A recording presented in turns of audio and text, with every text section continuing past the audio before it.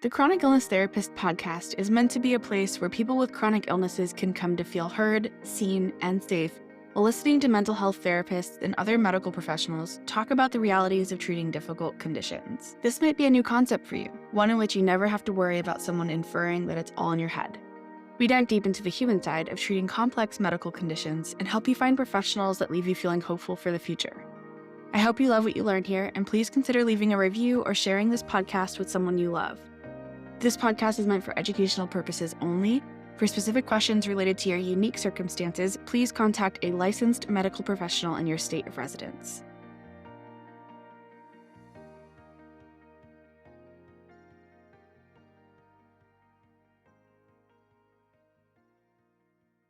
Lindsay Voorhees is an occupational therapist, wellness coach, and mindful movement guide who helps people discover ways to thrive while living with chronic and complex health conditions.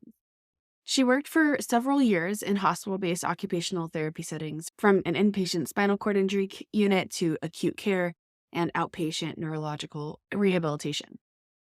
After witnessing the gaps and limitations within the healthcare system, she shifted her work from these more medicalized settings into a private practice better suited for instilling wellness and learning to thrive instead of just survive. She works with clients navigating chronic or complex health issues, including multiple sclerosis, chronic fatigue, autoimmunity, long COVID, Ehlers-Danlos syndrome, cancer recovery, endometriosis, and many more. She brings her expertise in neuro-occupational therapy, mental health, and embodiment work to create a collaborative one-to-one client work, as well as her group program, Root to Rise, Living Well with Chronic Illness. And thank you for being here. I'd love to start with you kind of just telling us a little bit about what you do, who you do it with, and where you practice. Yeah. Thanks so much for having me. So I currently work with folks kind of anywhere. My practice right now is virtual, which is a little strange after years of being in hospital settings and clinics. So pros and cons to that.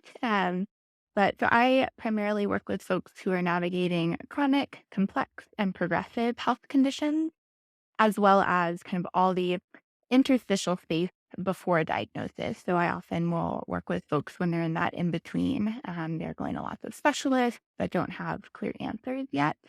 So it's not necessarily dependent on a diagnosis. That's just kind of the range. And I guess the broadest way to describe what I do is I support folks wherever they are along the journey and figuring out what it looks like to live well and thrive and move beyond just being an internal patient. So I often will work with people who have either been told explicitly or maybe implicitly, you have this, we either have a name for it or we don't, and you just kind of have to deal, or we've kind of tried what we can, and so good luck, and are kind of dropped, or just are in this endless, like, go to another person and do another test.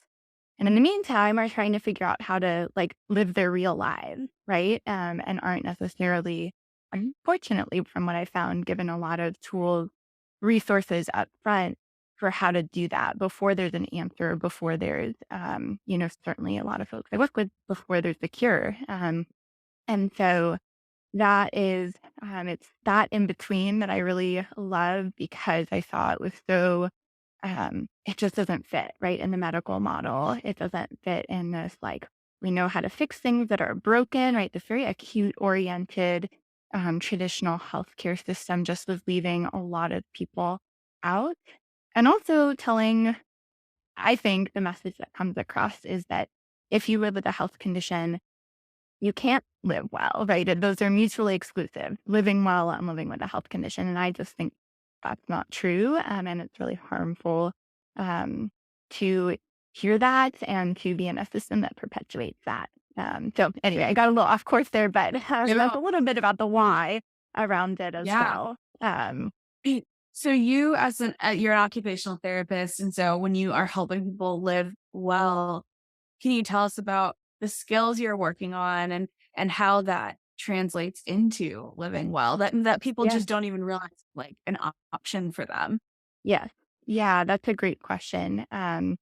So I'd say the kind of 4 or 5 main, kind of orientations that I use. OTs do lots of things, and I've stopped trying to answer the question for everyone. But for me, looking at how to look at your own routines and habits and figure out what is working and what isn't. And so, there are fancy words for that, like task analysis and things like that. But really, it is like, okay, let's look at what is happening right now, and what you have control over and what you don't, because there are both. And figuring out, okay, what could shift, even if it's something small, that could make a difference with whatever symptoms are going on, whether that's physical, cognitive, emotion, any of it. um, Another thing that I do that's probably a little unique, even if you knew what OT is I really prioritize embodiment practices. So, learning to listen to and honor the body that you have this day, this moment, this hour, and kind of building a collaborative relationship.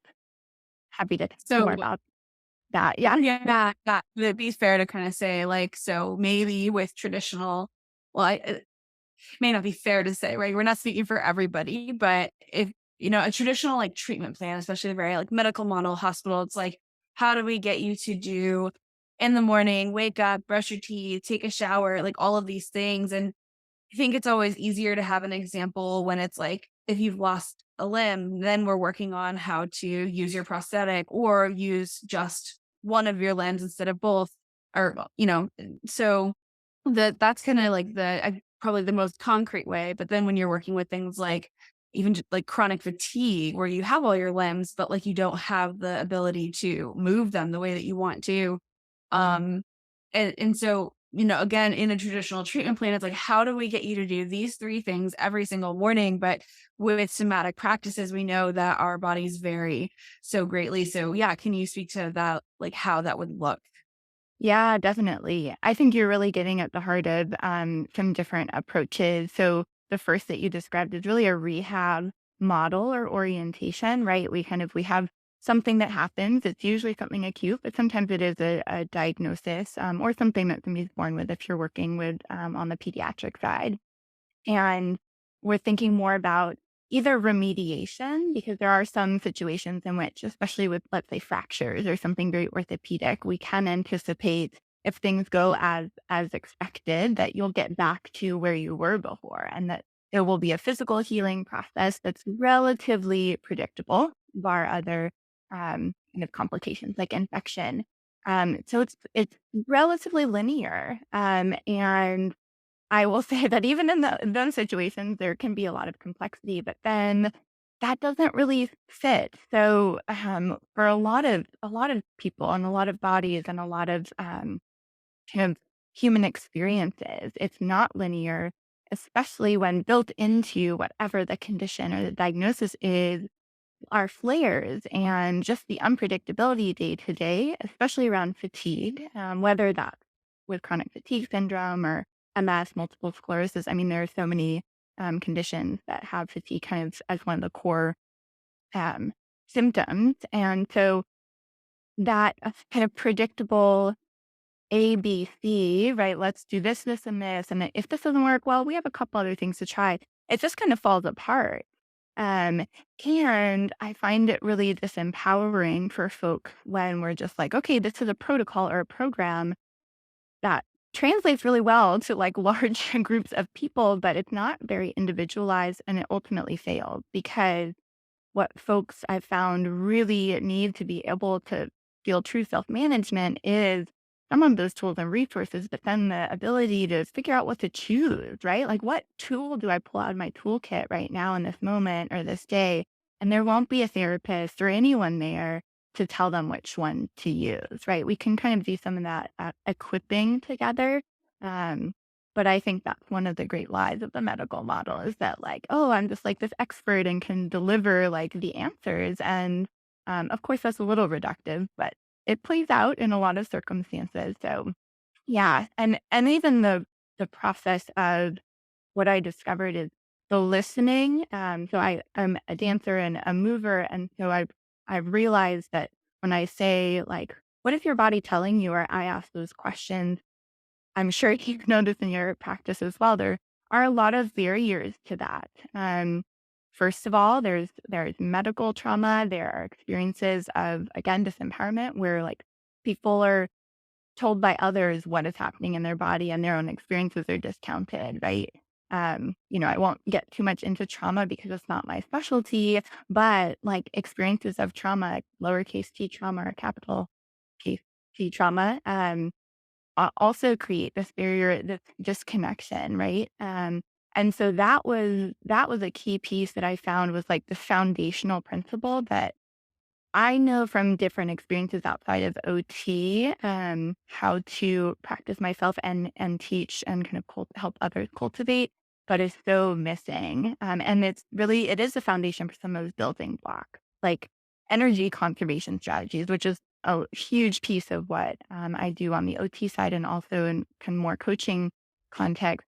Okay, well, you can know all the principles and all the strategies, but if you don't have that access to the pause to check in to know if it's time to utilize those, it doesn't it's not very powerful, right? Uh, Otherwise, it's just a checklist of things you've been told to do, like pacing, energy conservation. I think that's kind of the same. Would you say that's the same thing?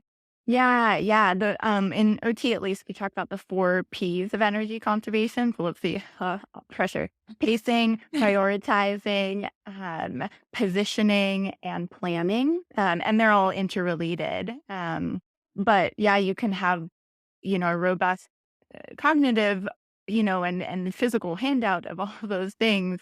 But I've added a couple of P's that I think should be included. One is pause, because again, that moment of mindfulness of connecting, and then pivot, because I think there is this need to be willing to and know what it means to let go of expectations and to pivot to a different plan, right?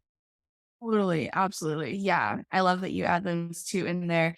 I mean, that's the hardest part. I think we've just been kind of taught societally that you get on a track and you stay on that track. But yeah, again, there's no that doesn't leave room for listening to your body. And as soon as you listen to your body and you rest or you do something different, it's like, oh, you're lazy or you've quit. Like that's what we've internalized. So Mm. it's a lot of working around that. Like who came up with that rule and who told you that that's the truth and it's not universal, so let's kind of explore that a little bit. Yeah, Um, yeah, for yeah. sure. Yeah. I think that actually connects to one of the other practices or kind of tools that is maybe not as commonly talked about in OT practice and also in kind of self management is building mindful self compassion. And again, like this, I mean, I know you've spoken about this, and I have read so much and heard so many stories about just the impact of the internalized perfectionism, ableism that says you and don't want to make it too broad, but like as a culture, just like productivity and success and just all of these stories are they're just the water that we swim in, the air that we breathe.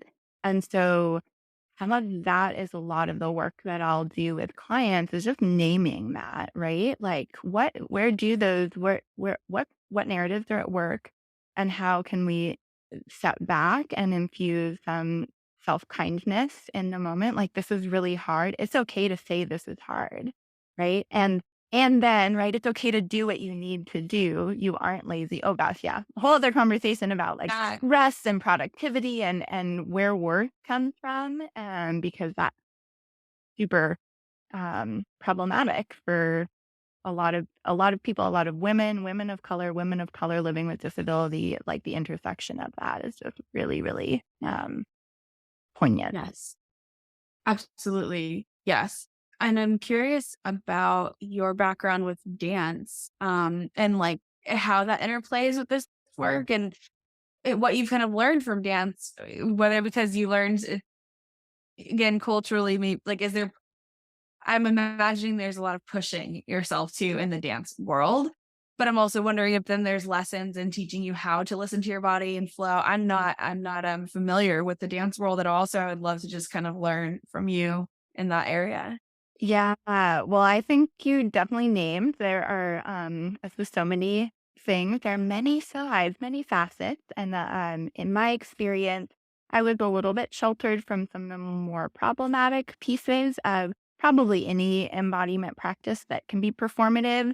So, I was in a studio, a ballet studio context growing up, which I've done some work around in terms of body image and all of that. But for the most part, my experience with dance and other kinds of movement was really empowering. It was how I made it through some really hard, times in my own life and just like a form of expression. So to me, that's what it has always come back to is it's a form of expression.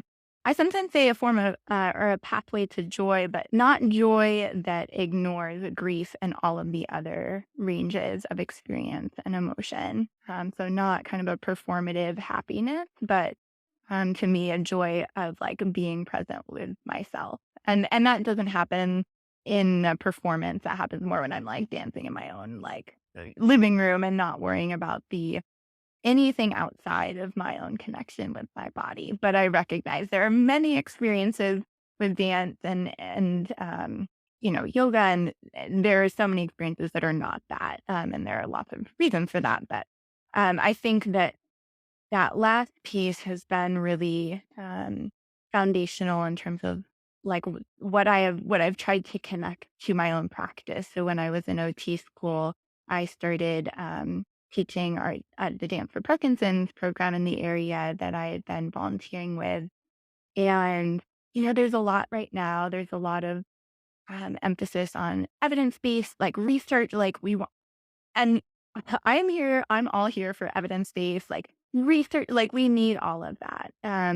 I am not as captivated, nor do I see that impacting people's lived experiences as much as just, like, it's a place for community. That class is always a place for community, for expression. Yes, like, a lot of folks do have, physical symptom relief at the time and sometimes for days, and that's great, but it's not the point. So I think that something to me about embodiment practices, dance, yoga, whatever, whether it's named or not, is it a means to an end or is it an end? And I don't think there's a wrong answer, but I think knowing that is this, am I doing this in order to, help my symptoms or like help my mental health? Not, that's not wrong. Or am I doing this because I enjoy doing it? And that's not wrong either. But I do think that in the research track, it's like we have to prove that this is like validated and our outcome measures have to reflect like, and there are just some things that defy being captured in a measurable way, which, you know, Yeah. is Yeah, well, just I think it's so funny to me because there's so much research about how the relationship between a medical professional, whether it's a therapist or a doctor, like or PT or OT, there's so much research to show that the relationship is what's going to help a client or a patient be more effective in treatment. So it's funny when you then take these studies that are like, we have to replicate and see if this treatment here can be replicated with every single person. And this treatment alone is what works. And it's like, but it doesn't work if the relationship isn't there. Like we yeah, know that. That's like science has already showed us that. right. Yes, So it's really already kind of a like a double bind. Like you can't win there. It right. has to be it has to be connected, which um everyone is so individualized. So you might love dance and then find a way because of that, find a way to connect with the people there, or you might love people and the people there particularly. And so then they can help you learn to love dance and the two things together, movement and relationship. I mean, it doesn't get any better than that. Yeah, yeah, for sure. And I think with almost folks will often ask, what should I be doing?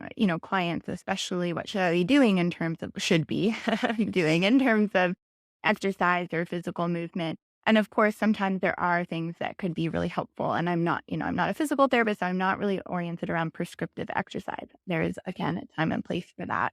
But in terms of like movement for the sake of connecting and being embodied, like try some different things and see what lands. Also see what lands in this season. Like there are different seasons to our lives. And so something that was bringing joy and was connecting, and also like worked in terms of your routines, and your physical body might not be the same a month, a year from now. And so, even though for me, like dance is kind of a constant, I'm not somebody who gets, I don't believe in one size fits all for almost anything. And so, I'm here to like explore with folks. And if they're interested, I would love to move with you. And I love that when people tell me, because there is a performative piece here that people in this culture, dance, music, there are certain things that we're like, oh, I'm not a musician, I'm not a dancer unless I'm like performing and getting paid in a company, right? Like, or in a conservatory setting. And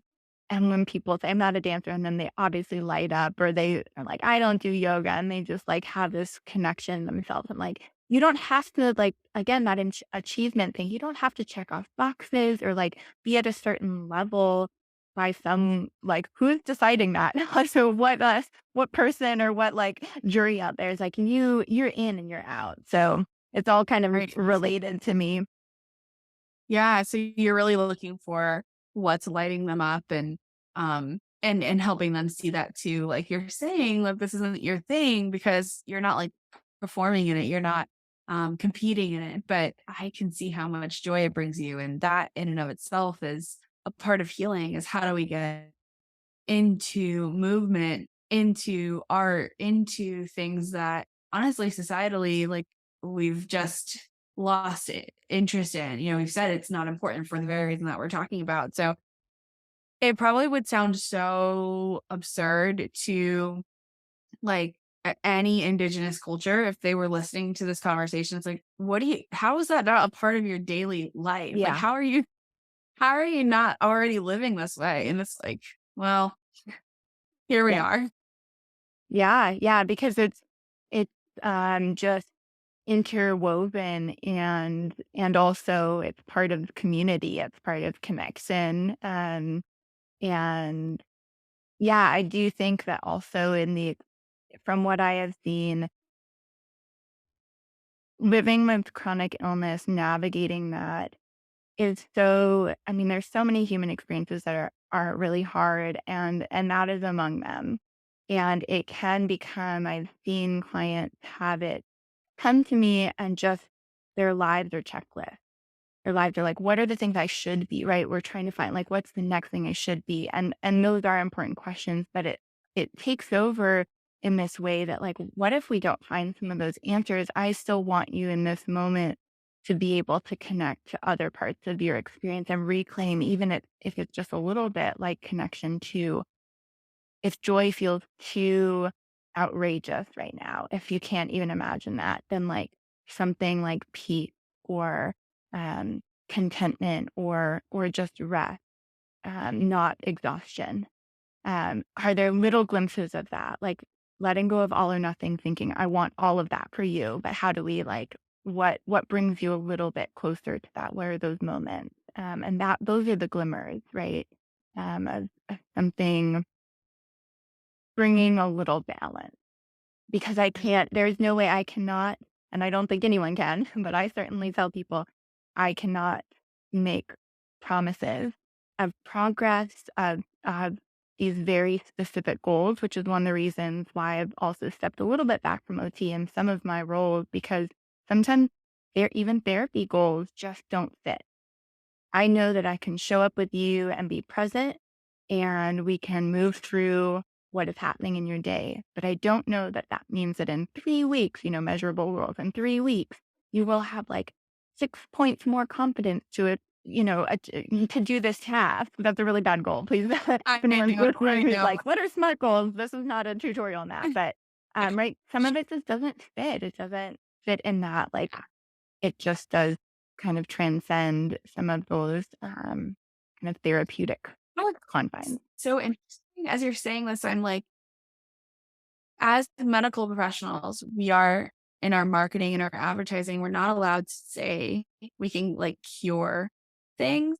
Like we're but yet our treatment plans are very much like in 8 weeks, you will be able to do X, Y, and Z.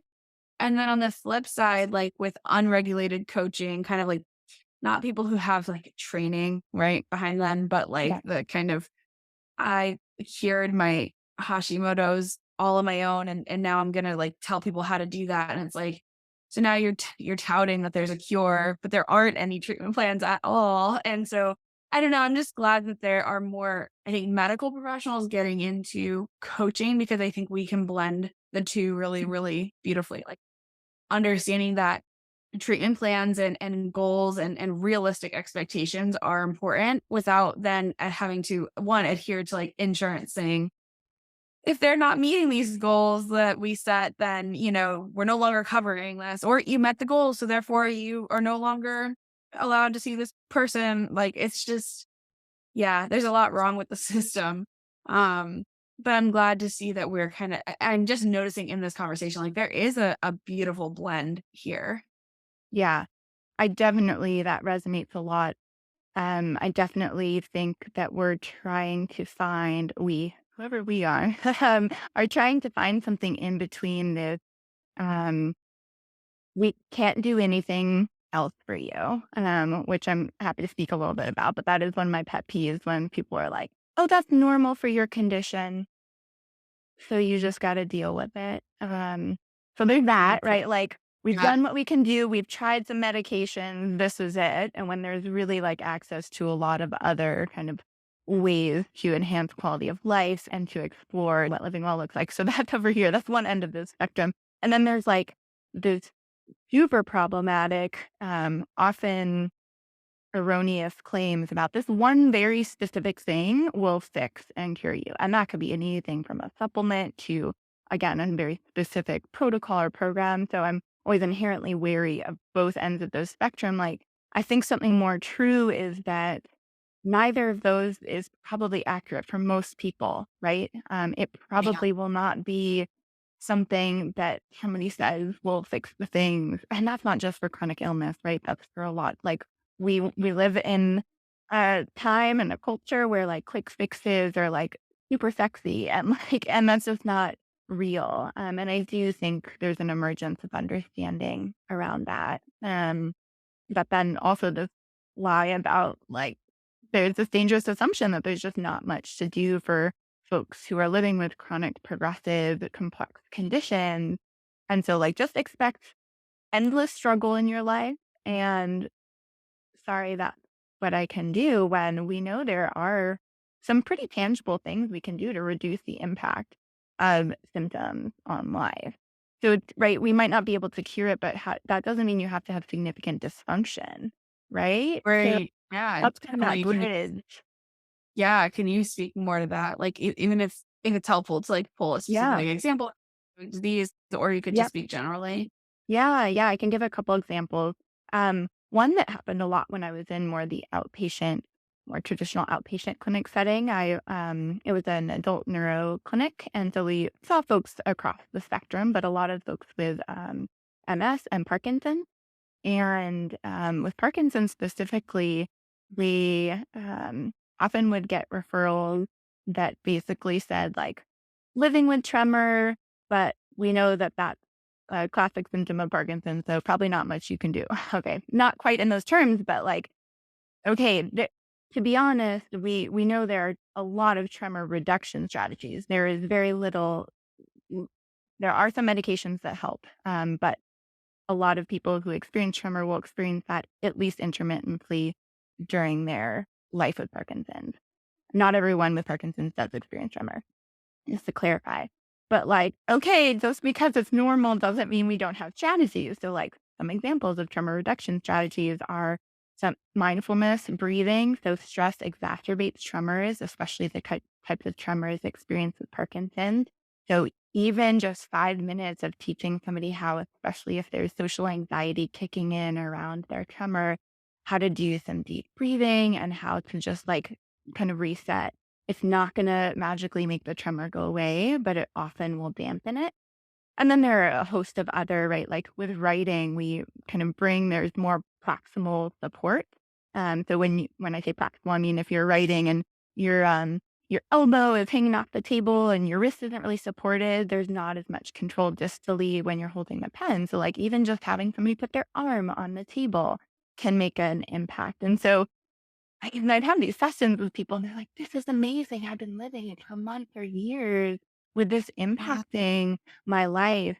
And like, I don't feel like I can take credit. Like, I am an amazing therapist, but this is not my most like, this is like pretty standard care. Yeah. So that's one example where like, okay, we've and again, I have many friends and colleagues I love who are doctors. So this is not kind of a sweeping statement. But sometimes when the pharmaceutical approach is not working, there's not a like, what's the next thing that we should try or to do? And I think that some of that, to be honest, is like, you have to learn so much in medical school and residency. Like, how could you possibly like know all the things? And so, Yeah. colleagues who are open to learning and conversation and why even this sort of like discussion is really important. Um, so that's one example that's pretty like concrete, maybe. And But then fatigue is really the number one, that I just heard that so much with, especially for the folks I was working with, chronic fatigue syndrome and MS, typically they're younger folk, um, and presented doing just fine. I guess people can't see my quotation marks, but there were quotation marks around that. Um, Right, they look functional. If it's not an invisible illness, then it is nearly invisible. Some days, especially with MS, might notice some changes in walking or gait. Um, but fatigue was another one where I heard a provider was standing right there in the room to do my consult after and was like, "Yeah, fatigue is just kind of par for the course for MS." And like, wasn't like, but we have, I mean, there is a wealth of literature around fatigue management strategies and like, and a whole group of folks, including one person in the room who might be able to help you. But that was a little disheartening, right? And I was like, oh my gosh, this is happening to people who make it to institutions where there's pretty good care provided, right? And so overwhelmed by so many other things that they're having to figure out on their own that like, when are they going to Google? Are there like energy conservation, fatigue management? That is not, that is our role to be proactive, to be giving people information early on and to help be guides because it would be a lot to take everything in at first. So like to not just say something once, but to present all of the resources and then continue to guide. It sounds like right now this is really impacting you. Let me figure out, even if I don't know, let me figure out what colleagues like who might be helpful in this context. Right. Yeah. Can you talk a bit about energy conservation, helping fatigue? Like, are there some strategies that you kind of tend to work with clients? Yeah, definitely. Ooh, my favorite topic. Yeah, yeah. So, well, just because folks I briefed through them before might not be as familiar, I'll say the words, and then I can chat a little bit about how I approach energy conservation. So the four P's that people talk about are pacing. So pacing is thinking about throughout even within a task, so let's say loading the dishwasher, but then even more broadly throughout the day or the week, thinking about going at a moderate pace rather than kind of a boom or bust where we're like going really quickly, just trying to get it done. Um, and so pacing inherently has taking breaks built in before you're at that point, which is very personal. And we spend a lot of time figuring out how to know when that point is, but before that point of no return. So, pacing involves a lot of kind of self-monitoring at first, and again, learning those body cues to be able to know before you're at the point of collapse or before you're at whatever your iteration of extreme fatigue is. Okay, I need to like actually take a break, and then I can come back to this in a minute, an hour, a day, whatever that looks like. That's pacing. Um, and that to me goes hand in hand with planning. Planning, I think of more as like a day or a week or even longer than that, thinking about I'll often have people look at a past week if they keep a planner. A lot of people don't anymore. Look at your phone, pull that out, and let's just look. Oh, wow. Okay, what are you noticing? For a ton of things that I had scheduled for Wednesday, Thursday, Friday, and then I just basically slept the whole weekend. And so, again, just like not in a there's a perfect way to do this, but like, okay, it sounds like that didn't work. So, what's a way we can go back? And if it's something recurring, can you move? Can you redistribute throughout your week or your day so that not everything is clumped? Because a big part of energy conservation that can be really helpful is alternating high and low energy tasks. So there are often things, and when I say energy, I mean physical energy, but also cognitive energy, because I think that gets missed a lot in terms of how draining.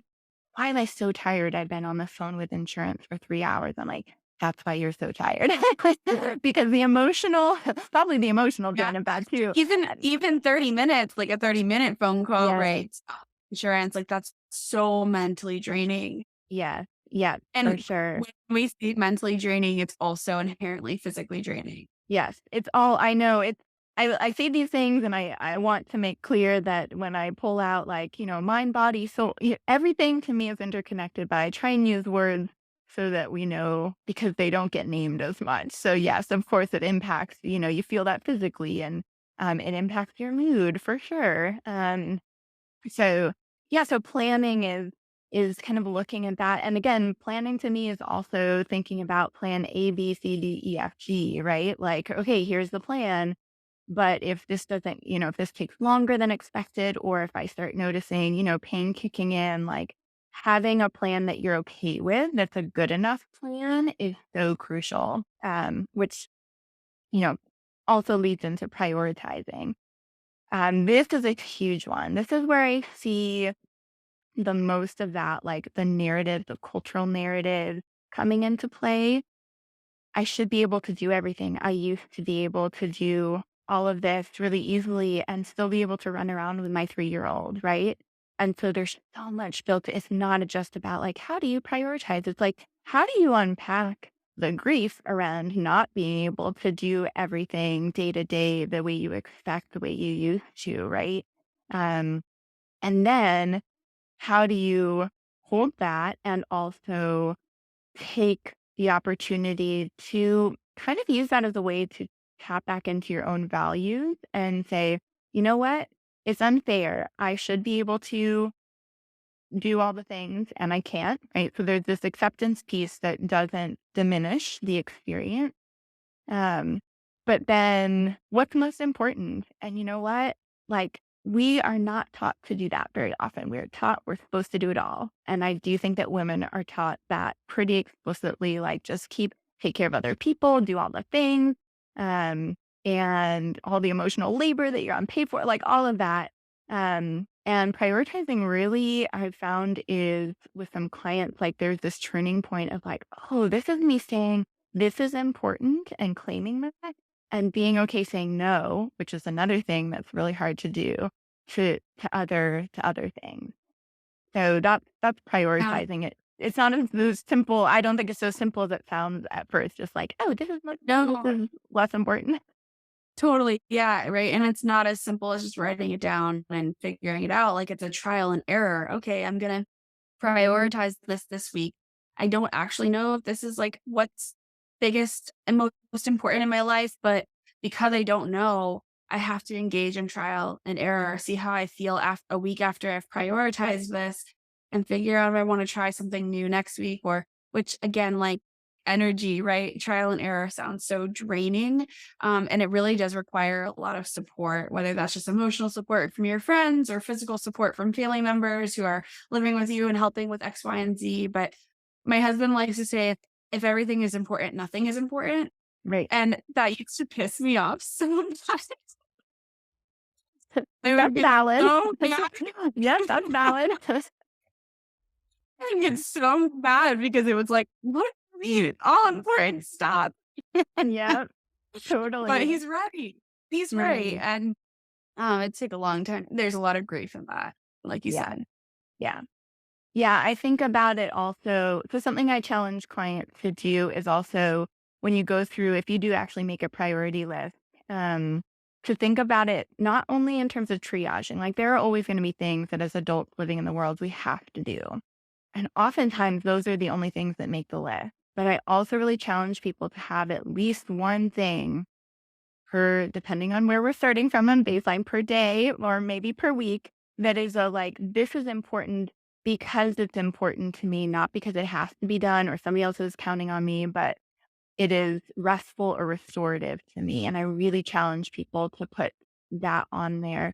And that some people are like, yeah, I'm excited. And some people that's really challenging for because it feels like there's so many more important things to do. And so that's kind of it is an iterative process. And you're right, the trial and error, um, it's one of the things that as person holding space for that, I wanna just, like, say what I wanna know, and I just have to be honest, I don't know the answer, like, this is what has helped a lot of people I've worked with, like, this is where I think we should start, but, it would be inauthentic of me to say that I know exactly where we go from here, like, I'm here with you and to problem solve that, um, but yeah, it is so much more complex, and this gets back to, like, why a linear, like, a treatment plan just doesn't fit sometimes, right? Because it might look like we're to the insurance companies or whoever, that we're, like, failing or we're going backwards, but that's just all, like, part of the process. There's just no way until you're there to know. So, Mhm. um, and I do think that you mentioned, I think you mentioned this a little bit earlier, but wrapped up in all of energy conservation is also this willingness to invite people in, because to to say no to something sometimes does mean asking friends or family to delegate, and maybe even to just accept the offer that has been presented. Some people would say they always are asking what I can, and I don't want to be a burden. And it's like, have you been in with the situation, right? When a friend comes to you and says, I need your help, don't you feel like, oh, like I matter to them and they trust me enough to invite me in, and I also have been wanting to help, and I just didn't know how, and to have that very specific, like, "I'd love you to pick up groceries," that'd be so, so helpful because I'm just too wiped to do that this week. And so I think part of that is, and that can it can be really challenging, it can also be really beautiful, like, I've heard people come back and be like, "That changed my relationship." It used to be like this push-pull and me, like, clinging to my independence and realizing that we all in different seasons have to be way more um, leaning into, I won't say dependent on, but just leaning on the people around us. And we do that in return in different ways.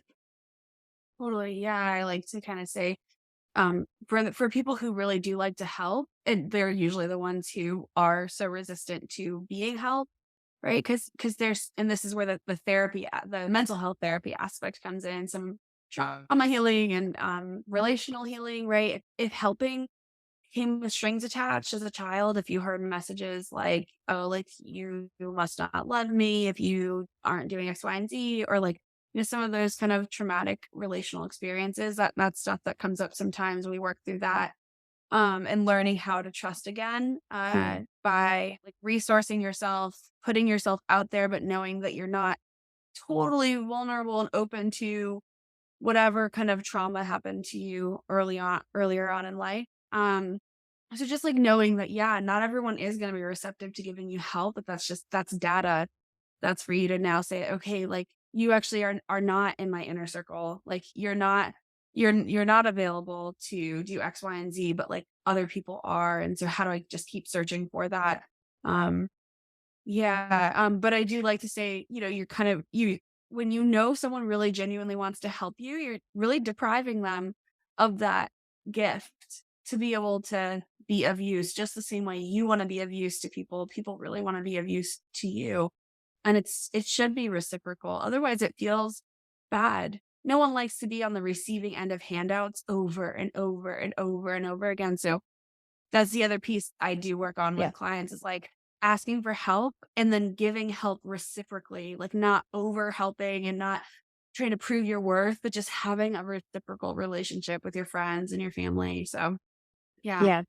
Yeah. I think that that is so key, and realizing that we really are interdependent, and that, but it doesn't sound revolutionary, but it's very countercultural. Like, we are interdependent beings.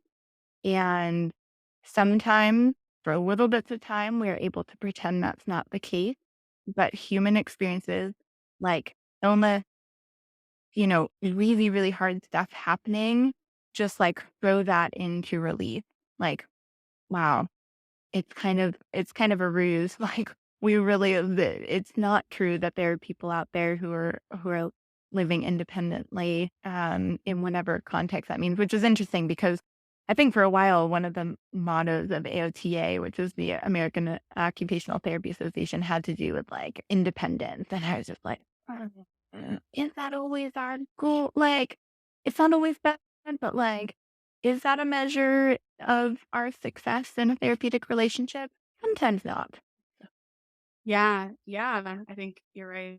It's more about how we live a meaningful life, and that would Yeah. almost always I don't know any example where that doesn't include other people. Yeah. Yeah. Um, I did want to say my two additions to the if you've been counting, we did 4 Ps.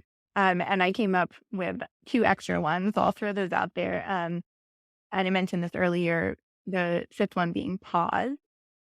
And that's I do a lot of work, especially around meditation and breath work, and yoga can be really supportive in that, because pausing without something else to do can feel really weird.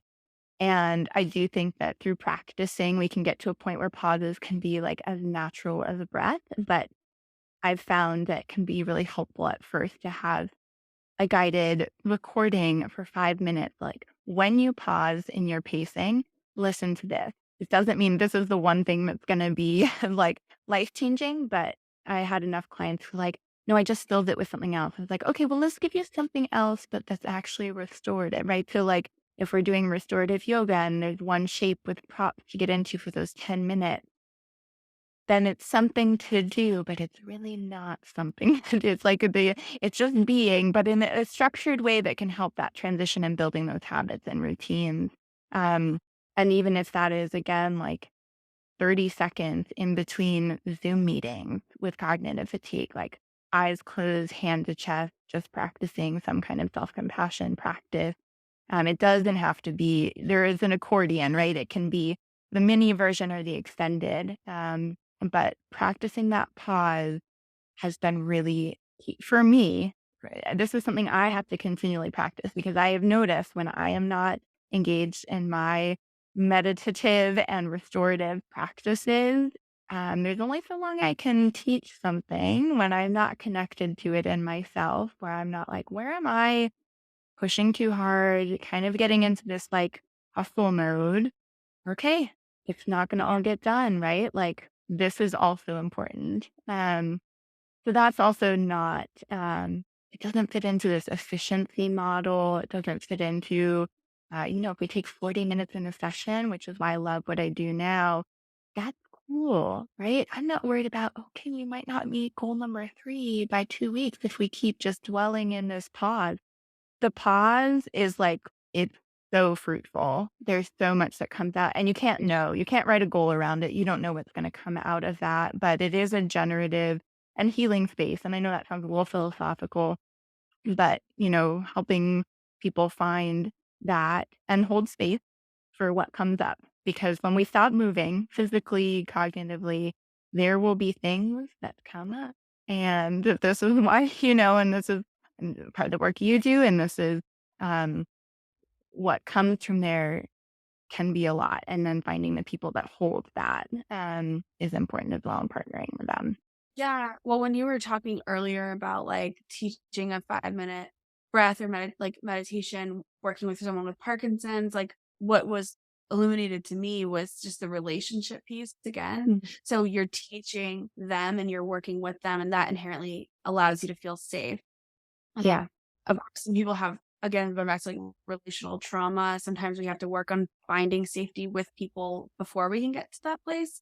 Mhm. But it's really not just about the meditation or the pause, although the pause is foundational for me. That was huge, huge, huge in my life as well. But it's about pausing long enough to and with somebody to feel safe so that you Yeah. then can make the next decision from a place of safety rather than from a place of fear, reactivity.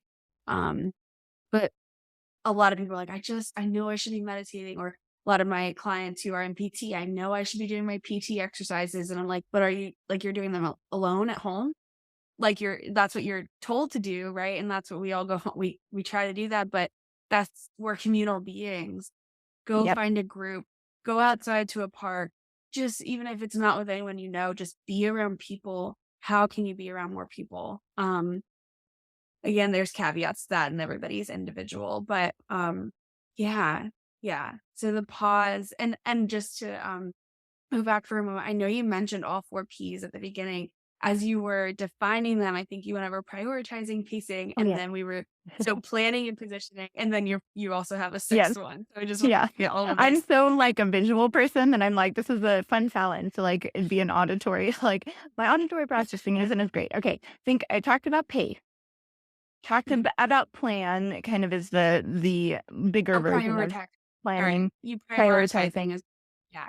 But Yes. planning and positioning, I think we need the, Yes. Yeah, yeah, yeah. a So legislature.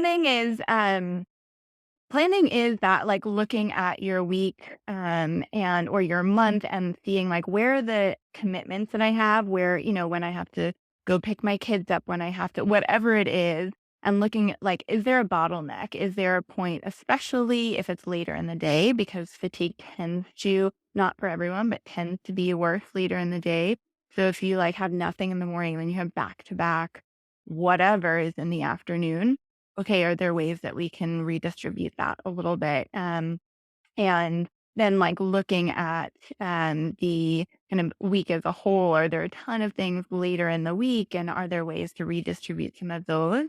And then having those, like, backup plans, right? So, this is what I'd love this week to look like if everything goes swimmingly and smoothly, but let's have some other options. So what does a good enough plan look like? And also what is, and that's where it's hard to talk about some of them without connecting, but what is non-negotiable, right? And that's where it kind of marries with prioritizing.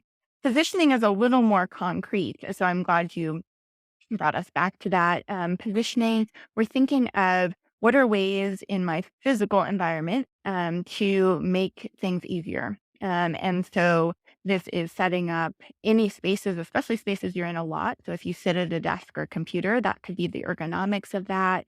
That can be the even the lighting. So for folks who have suffered concussions or have any kind of light sensitivity, positioning is a little broader than just your physical positioning, but thinking about the environment and ways that can be supportive, right? So this is where habit comes in a lot because there's so many things that we do just because it's always been set up that way. And you're like, oh, wow, this is probably why 4 hours later my neck is hurting or I'm losing a lot of energy to just like hold my arms in a situation or hold my trunk up where like I'm fatigued by the end of that. But that wasn't my exercise, or that wasn't, I didn't need to be using my energy in that way. Um, Positioning is also thinking about often walk through if I'm virtual or if I'm in somebody's home, I used to do more home visits. Show me your setup. What are you doing? If you're cooking in the kitchen, oh, you're always bending over. This is actually a personal thing. You're always bending over, reaching to the back cabinet for your pan that you use every day. Can we move that somewhere where it's more accessible, right? And some of that, I mean, I told my friend, I was like, why didn't I think of that? Because I, we talk about OTing ourselves, but it's hard because we have these habits and routines and patterns, and it takes sometimes an outside guide just being like, is it important to have it there? Because for some people, the organization to keep it as it is actually meaningful for whatever reason. Um, so those are some of the considerations for positioning. Kind of how's your physical body set up, and are there ways that you can decrease your energy expenditure there? Sitting in the shower, sitting to put on your shoes and socks instead of standing on one leg. Those are some examples of the positioning piece. Um, I love that. I feel like it's so interesting. And I'm glad you're sharing this. It sounds like it's such a foundational concept like that you learn. It sounds like OT 101. But this everything you've talked about, I've learned in one way or another over the course of like 10 years.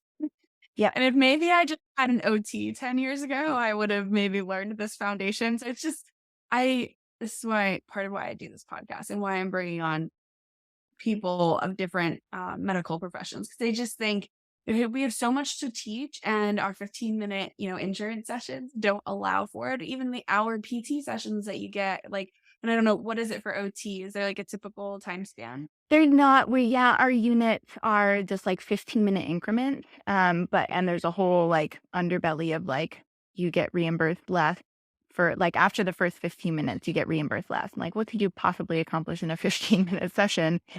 So, and some of those things change a little bit, but yeah, so there's not a defined time, but it is definitely built around more of a PT, like, do what you can in 15 minutes. Like, what deep work and meaningful connection is happening in Right. that set of time. I mean, we've been talking for an hour and it's like we've barely scratched the surface. We've said so many Yeah. great things. We could probably talk for hours longer. Yeah. Oh, Well, I do think, that is a thank you for sharing like, I've learned these things, right? You've learned, like, so many people have said that, like, I've learned this the hard way. And some of it honestly does have to, happen because, again, none of us have all the answers.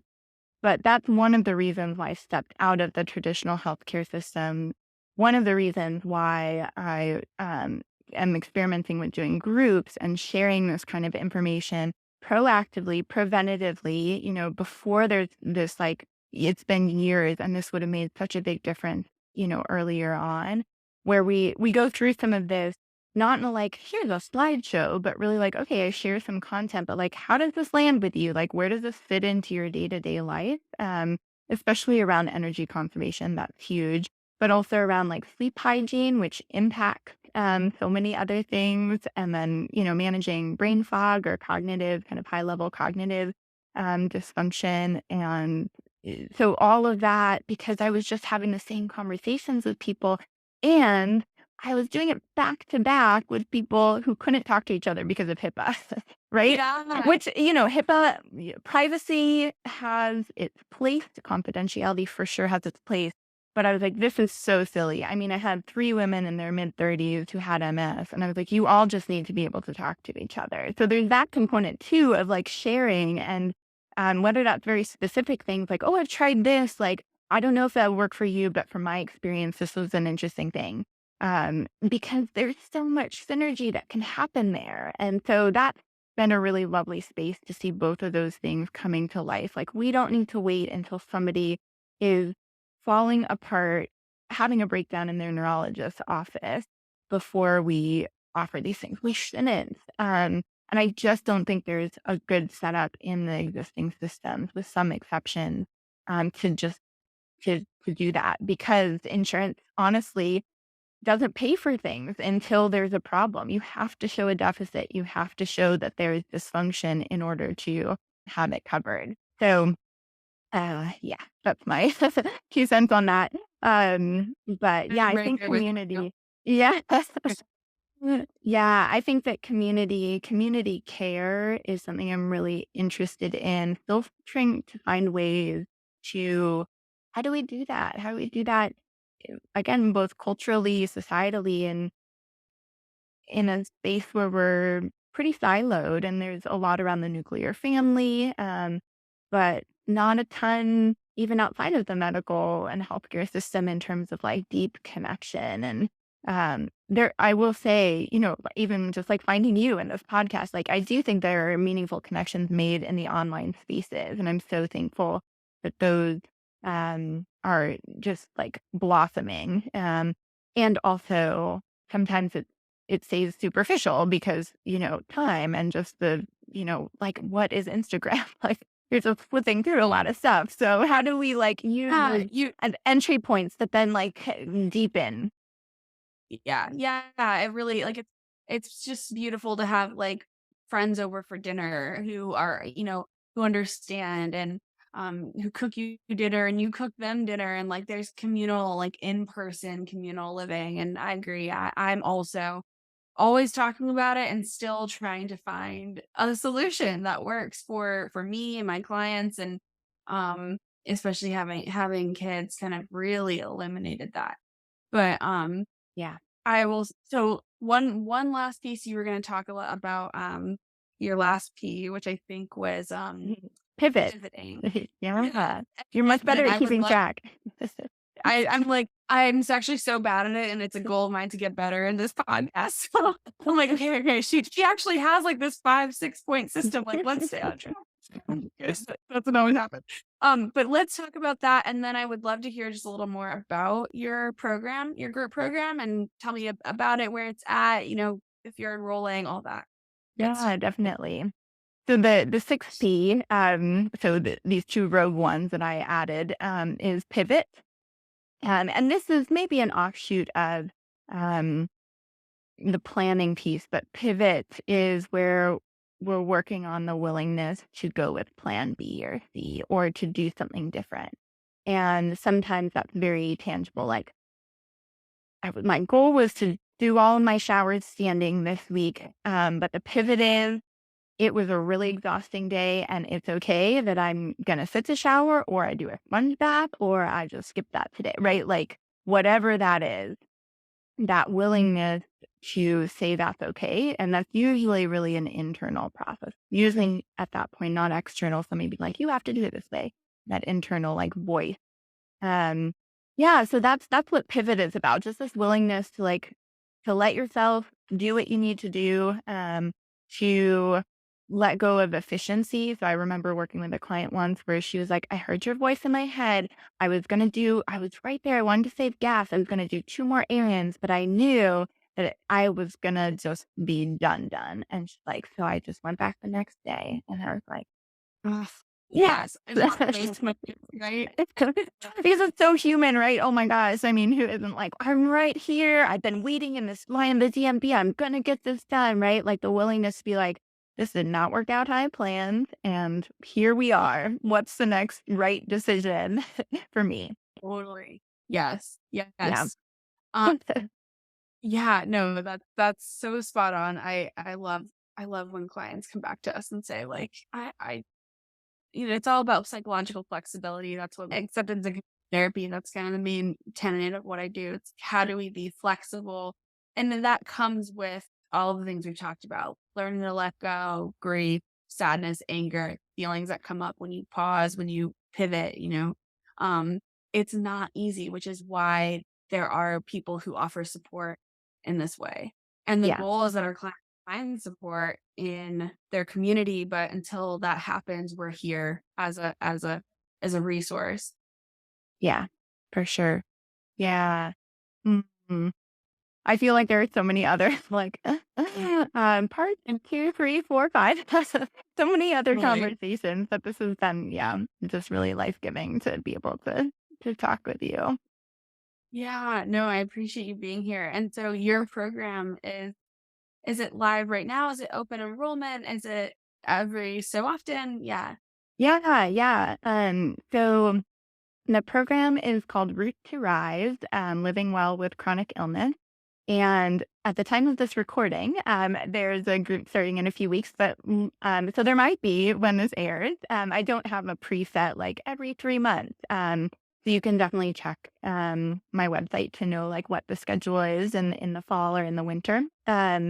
And yeah, it's a right now, unless it changes, it's a virtual, a 7-week virtual support and mindful self-management program. So kind of integrating some of the education I was talking about around like what are some of the foundational things that I share with a lot of clients around those self-management strategies, especially around listening to your body and managing fatigue and getting organized and easing brain fog and handling stress and supporting sleep. So those are kind of the core topics, but it's much more about the community that is formed around that and really rooting into what does this look like in my real life rather than just like knowledge acquisition, which is important. And I'm happy to share resources. There's certainly like so many things out there if it's more your style to and do something self-paced or to read book if people do Mm. that. And I don't know. Does anyone have time to read books anymore? Um, so yeah, it's really rooted in this building self-compassion through showing up for other people, which I think we've talked about a little bit. Like if self-compassion is hard for you, practicing showing up for somebody else and their struggle and trying to figure it out is such a good way, such a powerful way to learn to turn that inwards as well. Yeah. And it's really shaped around everything I do is based around the assumption and the belief that living well and living with a chronic health condition or chronic health challenges are not mutually exclusive. But that wellness is really personal. It's not dictated by your doctor, by these like objective measures. And so the program really starts with this more like checking in. It had this like metaphor of a tree. And so you're checking in with like, what is nourishing your soil? Like, is it depleted? Is like what rooting into your core values? Like, what is all of that? Because when you have to make decisions around planning and prioritizing, it's coming from that place, or it should be, in order for it to feel aligned and sustainable. And so it's kind of an integrative space. Some people are not like, don't draw their own tree, but I have one drawn for people. But we kind of start there, which is a little bit of a different access point. And I think centers the groups in this like, this isn't just about a checklist of like the things that you should be doing. This is about how do we navigate this journey, like from a self compassionate and reflective place. And it's also very grounded in embodiment practices. So every session opens with some kind of grounding practice, and some of the sessions, especially around supporting sleep and handling stress, have more extended like meditation, guided meditation, or I introduce some restorative yoga shapes that are kind of accessible at bed level or on, wherever you are. And so it kind of blends the practical strategies with that community support, which is just what I found was people were craving and missing when I was just like seeing people, 10 people a day, one to one, back to back. So it's been really lovely to see people offering their gifts to each other, right? I'm holding the space. I do share some, you know, knowledge and also it's the space for people to come together and share their own experiences and connect, which is just huge. I love that so much. That sounds like such a comprehensive, beautiful communal space. And yeah, I'm really happy to put this out there and share that with people because it's so needed. It's so needed. Yeah, I really appreciate that. Yeah, I think that it's always intimate and cozy. My goal is not to like be having a 300 person Zoom. It's like capped at 10 folks because I think beyond that it just, it doesn't feel like I want people to feel like, in fact, I almost always bring my tea. So I want people to feel like we're showing up to tea or coffee or whatever your beverage is together.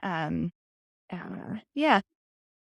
That's great. Is there anything you want to leave people with today? Something that you really like to share with people, kind of a sense of hope or just a sense of acceptance or yeah. Yeah.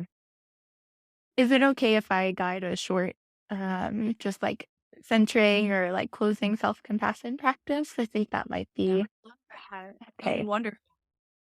Well, I invite you wherever you are to just let yourself be comfortable. So if you're lying down, you're seated, just allow yourself to be held up by anything that's supporting you, the bed, chair, the ground beneath you. And maybe for a few breaths, just let the exhale be a softening, perhaps a relief into those surfaces that support. And maybe it feels right to just let your eyes continue to wander around your face. That helps you feel grounded. Or perhaps you let the eyelids be heavy, letting your gaze be soft, or even closing the eyes if that feels comfortable. And I invite you to either let your hands rest wherever they are, or maybe bring a hand or two somewhere to the center of your body, maybe a hand to your chest and to your belly, or both hands resting on your chest, or any other shape, position that feels right. Just notice what you notice there. Perhaps you notice your own breath flowing in and out, your breath, your companion that goes everywhere with you.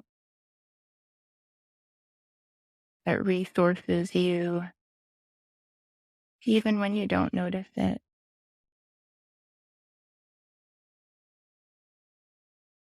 And I invite you to stay with your own inhale and exhale.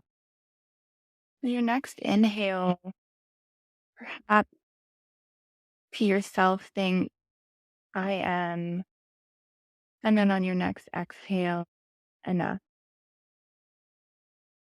As you continue to breathe, following this breath mantra, I am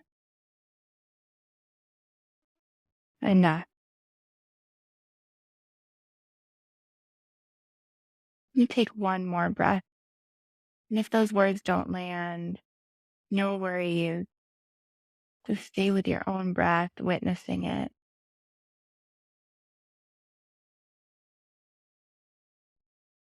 And then for one more breath, the mantra I invite you to is I deserve rest. And so perhaps on the inhale, I deserve rest on the exhale.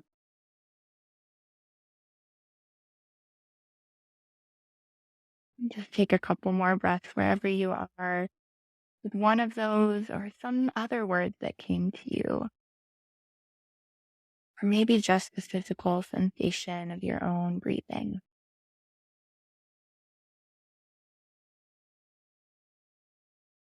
When you exhale, I invite you to release your hands. And if the eyes were closed or lowered, begin to flicker the eyelids. Just softly sweep your gaze around the space, noticing what you notice, maybe some colors or texture.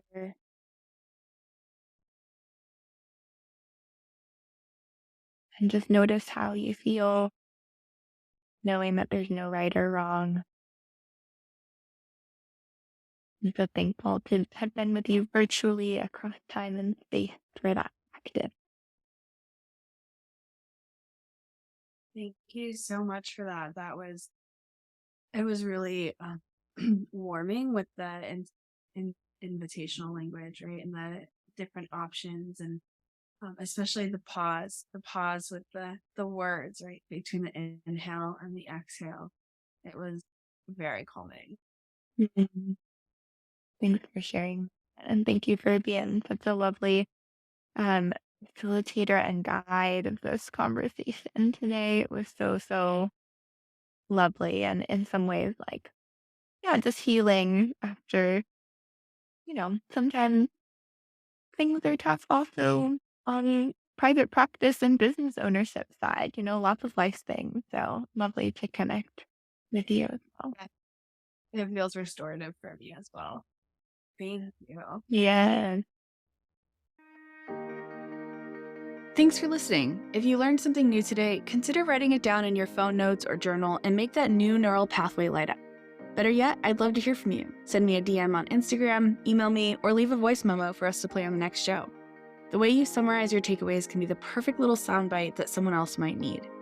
And lastly, leaving a review really helps others find this podcast, so please do if you found this episode helpful.